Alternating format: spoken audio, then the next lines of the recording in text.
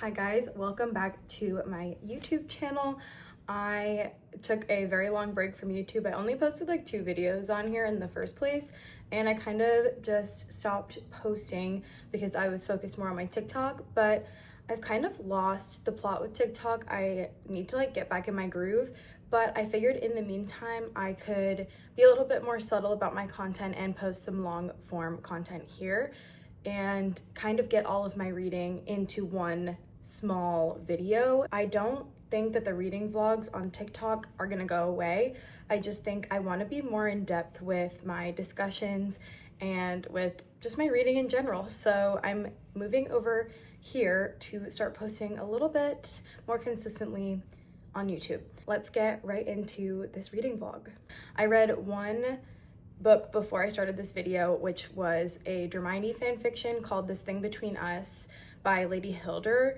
I finished that a few days ago. Now I'm reading The Unselected Journals of Emma M. Lyon. That's a lie. I'm reading volume 6 of The Unselected Journals of Emma M. Lyon. I'm about 100 pages into this, so we're gonna finish this weekend. It's Thursday right now, and I'm also reading The Ill-Made Mute by Cecilia Dart Thornton. This is a English published book. I had to get it like imported from a third-party seller on Amazon. My coworker at my last job raved about this series and was like, if you can get your hands on it, I highly recommend. It's like a very whimsical, fairy-esque, dark world fantasy. And so far so good. I'm about, I think like 60% of the way through this book. I'm also gonna try to finish this by the end of this weekend and we can start fresh in this video. We're gonna start fresh in August. We're gonna do some book picks. I'm gonna try to figure out like a fun way to pick my August reads. For the longest time, the past few months, I've been reading this series, so I felt that I was having a lack of creativity while I was in the depths of the Stormlight Archive, but now that I'm reading some shorter, fast-paced books, I feel that I want to get back into content. So yeah, let's just start off with a little reading vlog and we can finish Emma M. Lyon and The Ill-Made Mute and see where it takes us from there.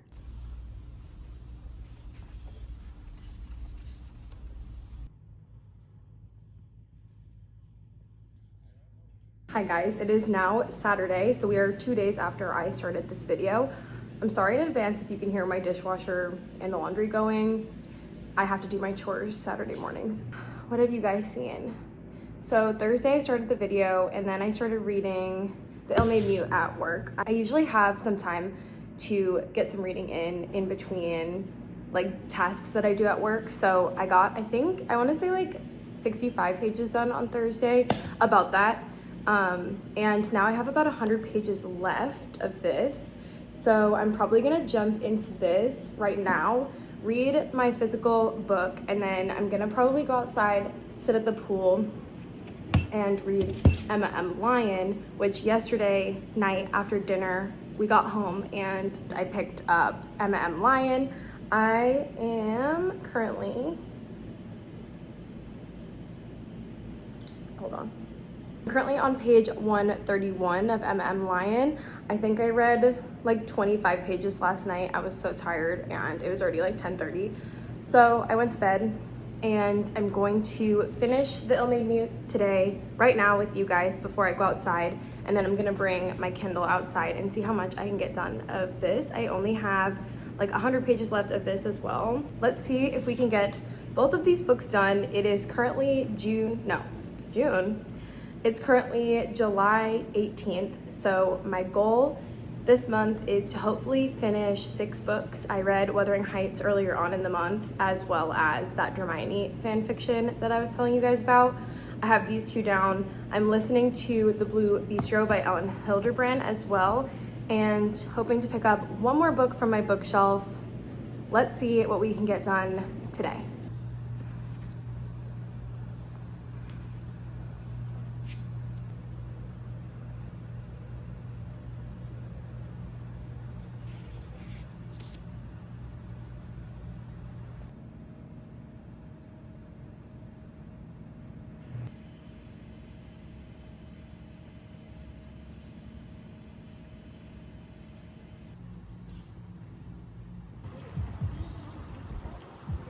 It is Monday morning. The last time I talked to you guys was Saturday. You saw me. I ran to the pool. I literally was gonna finish Emma M. Lyon Saturday, and the pool was so busy and distracting that I only got like 40 pages done. So I still had about 60 pages to finish, which I just did last night before bed. And I finished Emma M. Lyon Volume 6. It was genuinely the best one out of all 6 that I've read so far. The ending of this one was just chef's kiss. It's like something that's been being worked up to throughout the previous books, and it finally happened in this one, and it had me giggling and kicking my feet. I can't wait to pick up Volume 7. I do kind of like to split these up though, because this is such a perfect palate cleanser. It's just so short, fast-paced, and addicting. So I'm probably gonna pick this up just, I don't know, whenever I feel, but it's not gonna be my next book. I think I want to pick another one from my bookshelf now as my last book of the month of July. I've been waiting to read this for quite some time, and I've heard it's good for the summer. I don't know anything about this except for the fact that it blew up on Book Talk when it came out. I've really been thinking about Patrick Rothfuss's Name of the Wind. I don't know why, but it's just really been like calling my name, and every time I think about my bookshelf, I think about this book, and I don't know why it's not finished. I've heard everyone's frustrated that he left it on the second book and hasn't given us any updates in many years, and nobody knows if he's finishing the series. But I also have heard that the series is so good and such a foundation in fantasy. It seems like it might be kind of a commitment. It's a little bit over 700 pages, but that being said, the pages are small. The text is pretty small too though, so I don't know what the actual math behind this would be and if this would actually take me the rest of the month. I also might just dive into this and see the vibes, and if I'm not loving it, then go into Broken Country or vice versa. It is now end of the day, same day, and I chose Broken Country, and I only have about 70 pages left, so I think this might be a 5-star read. I'm gonna try to finish it tonight. If it doesn't happen, it doesn't happen. I'm already proud of myself for reading 226 pages today. So yeah, going very well. And I'm gonna pick up The Name of the Wind afterwards. And I guess we might be reading 7 books this month. So I will see you guys soon.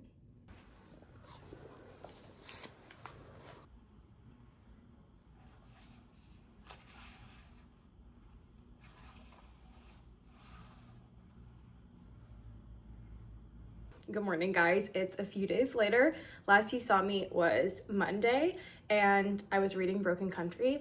I did finish it that day, started and finished it. It was so good. I gave it 5 stars, mostly because of how fast I was able to fly through it. I think a fast-paced book can sometimes jack up the rating for me. I do think that overall, this is probably like a 4 to 4.5 otherwise. This was so beyond good though. It blew me out of the water. I just read East of Eden and I was kind of like, I don't really know if I want more like Little House on the Prairie vibes. However, the second I opened it and the first page drew me in, I did not stop. So this is basically about our main character, and she is going through grief, and you're kind of seeing her timeline and how she falls in love with this guy. She falls in love with him at a really young age, and his mom is really against them being together, so you kind of see how that creates turmoil in their relationship. And then later on in life, she ends up falling in love with a second man, and you see how good he is for her, but also how her heart still lies with the first man.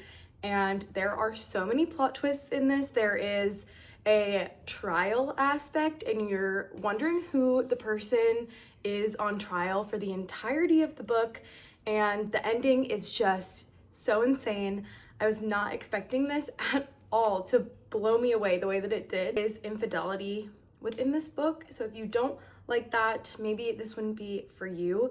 However, I do think that it was, I don't want to say necessary, but it was important for the plot to catalyze, if that makes sense. Broken Country is finished. I gave it 5 stars because of the pacing, as well as how well the characters were done. I think that the plot itself is a little bit formulaic, but Claire Hull did a fantastic job making it her own. Now that I finished up with Broken Country, I did move on to The Name of the Wind. I just picked this up yesterday and I'm a little over 50 pages. I'm really liking this so far. I definitely wish that I waited until winter because you're kind of dropped into this world that is like dreary, cold. It seems like there's a lot of dark magic going on. We have some spiders they're being called demons, and they're attacking people. They're showing up randomly, and some of the characters are like, no, demons don't exist, and some of them are like, yeah, we know demons exist because of our past. Our main character, Cody, is very manipulative to the reader, I feel so far that he has some secrets that we don't know, and they're slowly being dropped. And then we also have, I think his name is the Chronicler. He is my favorite so far. He's kind of like Brandon Sanderson's Wit. He's kind of just there to give a little bit of humor to the darkness of this plot. I mean, I'm saying this plot, I have no idea. I'm only 50 pages in. I really have just been introduced. We start in like a little pub sleeping area. What is that called? Like the medieval, you go to bed, you sit at the bar, you drink, you go to bed. What is that called? You know what I'm saying? I can't think of it. But anyway, so we get dropped off into this, and it reminds me of the Prancing Pony in Lord of the Rings, just the way that Patrick Rothfuss explains the town itself. Like, he starts off with the sign swinging, and it's moody and it's dark, and yeah, it kind of gives the cover vibes, you know? Like, it's just like so much darkness happening. I don't know, but so far so good. I really like the way that this is written. I'm a little bit concerned that I won't like what the timeline is in here. There is mention of Coke and lime being a drink of choice. I don't know how far into the world you have to get to know if this is like a modern take of a fantasy or if it's what I'm picturing as like Lord of the Rings, medieval. I'm not sure. I think if it's modern, it's probably gonna take me out of it a little bit. I don't love a modern fantasy, but that being said, I don't know. I've heard he is one of the kings of fantasy, so I guess I will just have to give it a shot, you know? But so far so good. And I just saw that it says the story structure of the Arabian Nights with the academic setting of the Harry Potter series. So that's really cool. Shelf The Name of the Wind beside Lord of the Rings and look forward to the day when it's mentioned in the same breath. I really don't have any crazy updates, just that I was dropped into this world. And it's spooky and moody, and I'm really excited to see where it goes. So I will see you guys soon. I'm gonna open this up today, probably read it for the next couple of days. It's a little over 700 pages. I might do a little reading vlog on Saturday for TikTok. Try to get as much of this done as I can. We only have like a 1 week left of July, and my boyfriend's parents are coming at the end of next week, so I need to get this edited and up. So I'm probably going to finish off the month with this one. I did download Emma M. Lyon Volume 7, but we'll see if we get to that. I'm not in a huge rush. I can always read that next month. And yeah, I'm also thinking I might do a TBR jar, picks my next reads. I want to try to only read books that I have on my shelf right now. I'm a little bit concerned because John Gwynn's Wolves of War comes out next month, and I have read Malice, I've read Shadow of the Gods, but I have not read the one that's like A Time of Blood. I forget what the series is called. It's blanking on me, I really don't know. But I haven't read that series yet, and I'm concerned that I should read that before Wolves of War comes out. So I might have to buy that series before I get finished up here and continue on to my shelf journey. However, this is my main goal right now, is to stop buying books and to read the ones that I have, because I have so many unread books on this shelf. I've read most of the ones you guys can see, but the bottom shelf is just stacked to the brim with books that I have not read yet. So yeah, that is kind of my goal. I'm gonna write out a TBR jar and make a separate video for that if you guys stick around. So yeah, let's hop right into The Name of the Wind and hopefully get it done for July.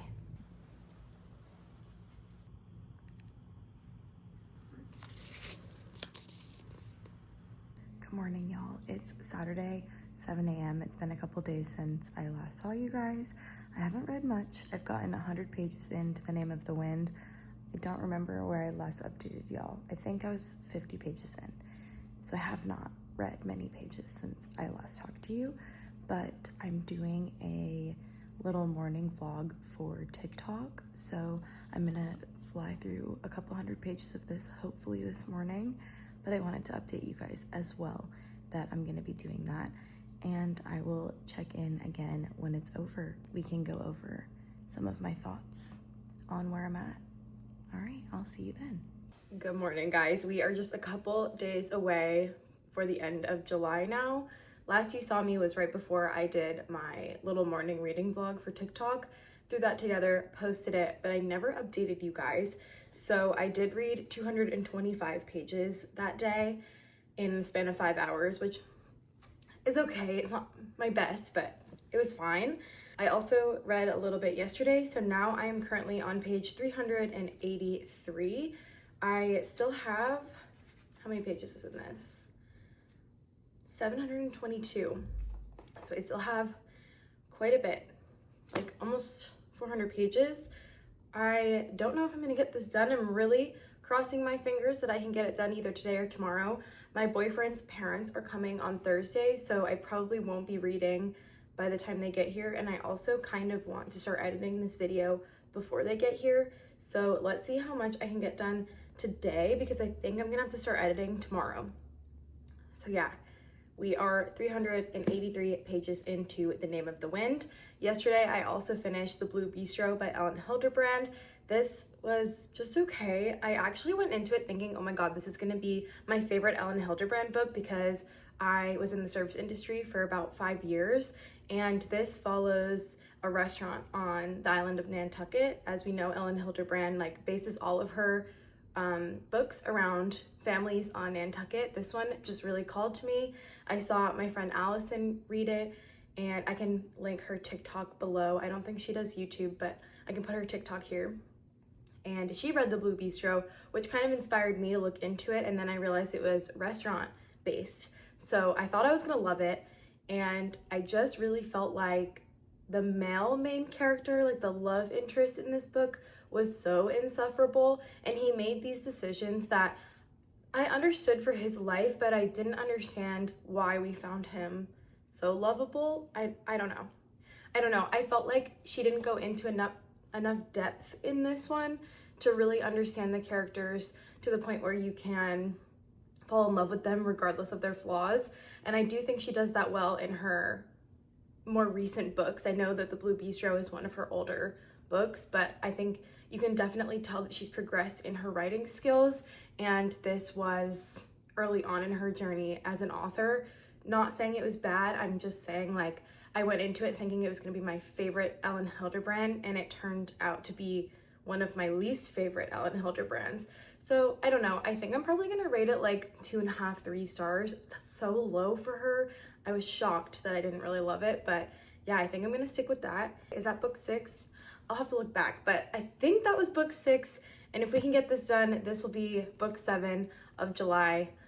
Let's put some really good energy into this. Hopefully today I can get a couple hundred pages done. I'm gonna definitely allot some time in my afternoon. I might even throw a little bit of it into this video.